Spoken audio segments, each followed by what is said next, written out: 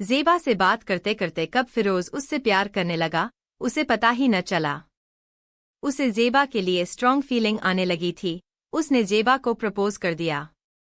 लेकिन ज़ेबा, क्या वह भी फिरोज के लिए ऐसा ही महसूस कर रही थी? उस दिन सूरज रोज की तरह ही निकला था। गर्मी के दिनों में धूप की तल्खी इंसान को भी तल्ख कर देती है। फिरोज को नसीम को देखकर ऐसा ही लग रहा था।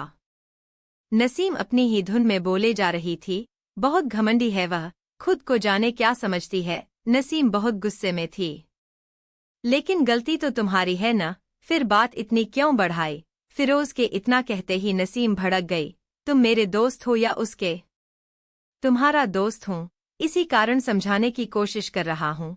फिरोज आगे भी कुछ कहना चाहता था लेकिन नसीम का गुस्सा देखकर चुप रह गया।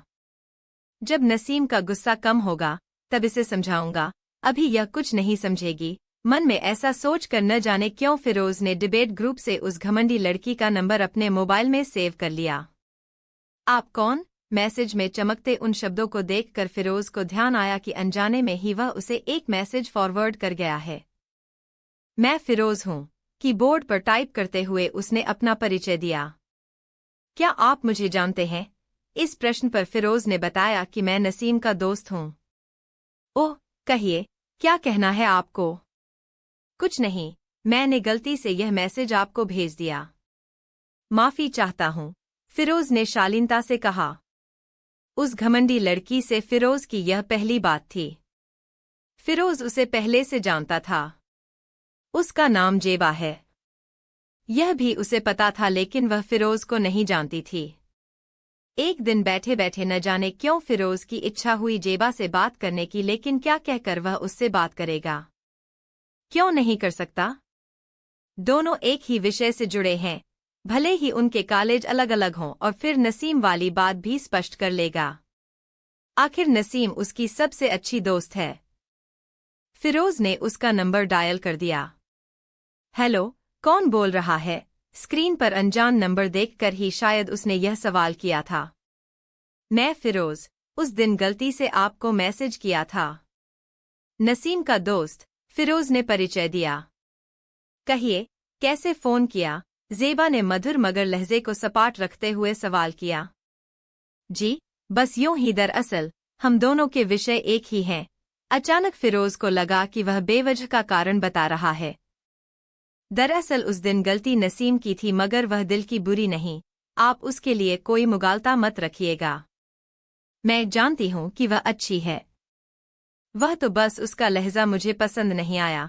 ज़ेबा से थोड़ी देर बात कर फिरोज ने फोन रख दिया। ज़ेबा की शालीनता से वह काफी प्रभावित हुआ। धीरे धीरे दोनों की बातें बढ़ने लगीं। फिरोज ने महसूस किया कि ज़ेबा से बात करके उसे अच्छा लगता है। ऐसा नहीं था कि ज़ेबा से पहले उसने लड़कियों से बात नहीं की थी, मगर ज़ेबा में कुछ अलग था। सबसे बड़ी बात उसमें और ज़ेबा में स्वभाव में काफी समानता थी। ज़ेबा खूबसूरत होने के साथ काफी समझदार भी थी। उससे बात करते हुए फिरोज को समय का एहसास भी न होता था। एक रात दोनों चैटिंग कर रहे थे।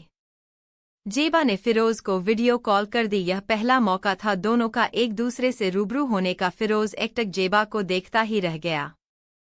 ज़ेबा ने खिलखिलाकर पूछा, क्या हुआ आपको? ऐसे क्या देख रहे हैं? फिरोज कहना तो बहुत कुछ चाहता था लेकिन अभी कुछ कहना शायद जल्दबाजी होती, इसलिए सिर हिलाकर मुस्करा दिया।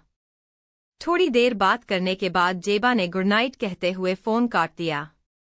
फिरोज कॉल कटने के बाद भी काफी देर तक मोबाइल स्क्रीन को देखता रहा और फिर बेख्याली में मुस्कराते हुए उसने स्क्रीन पर एक चुंबन जड़ दिया।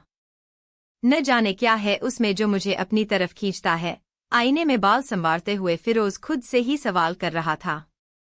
कॉलेज जाने के लिए बाइक स्टार्ट करने के पहले फिरोज ने मोबाइल में मैसेज चेक किए। मैसेज तो कई थे, बस ज़ेबा का ही कोई मैसेज न था। फिरोज थोड़ा मायूम हुआ। कहीं यह एक तरफा मोहब्बत तो नहीं? ना, काश वह भी मेरे बारे में ऐसा ही सोचती हो। मन ही मन सोचकर फिरोज ने बाइक स्टार्ट की ही थी कि मोबाइल पर किसी की कॉल आई। जेब से मोबाइल निकाला। अरे यह तो ज़ेबा है। आसमान की तरफ देखकर धड़कते दिल को काबू में कर फिरोज ने फोन उठाया। हेलो, क्या कर रहे हो? उधर से जेबा का स्वर न जाने क्यों फिरोज को उदास सा लगा। हेलो, मैं कुछ नहीं कर रहा। तुम बताओ, फिरोज फिक्रमंद हुआ।